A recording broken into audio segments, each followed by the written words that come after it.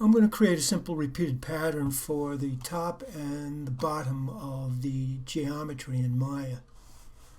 I'll start by opening the UV map, and in the layer window I'm going to lock the transparency of the UV map, and I've named it UVs because I want to darken it. It's a little pale all the time, so I'm going to hit D, and that will give me my default black and white on my toolbar. Now that I have black and white on that, and I've locked the transparency, on the Mac it would be Option Delete, on a PC it would be Alt Delete, and it gives it a little bit more visibility.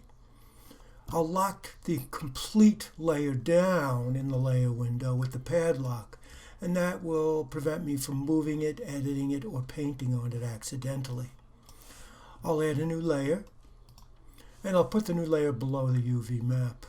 Now it becomes pretty subjective. I'll grab a yellow, and I'll just put a background base color in, and then I'll add another layer. And I'm going to use some of the preset brushes that appear inside of Photoshop to create the pattern. And I'll just choose a random color from the swatches, and in the brush settings I'll make it smaller, about 100 pixels, and then I'll space it. If I go to my document window and I select the layer, I'll hold the Shift key and I'll drag across, and then I'll put maybe another stroke on to make it pop. I'll click OK. I'm going to do the same for up here with another layer. Once again, I'll grab another brush and I'll choose a color, and I'll scale that one down, and I'll space it.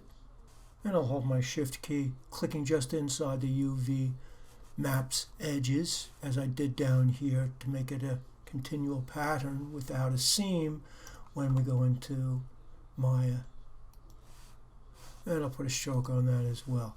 So at this point it really is your own creative process, but you just want to be aware of not going to the edges on these sides so that you don't have a seam if the object is rotated in 3D view.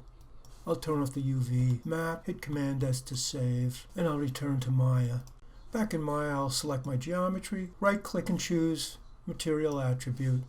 I'll right click on the word Color and break the connection of the checkerboard pattern, and I'll go back out through the checkerboard once again along the color node, choosing File this time, and I'll access my Photoshop file.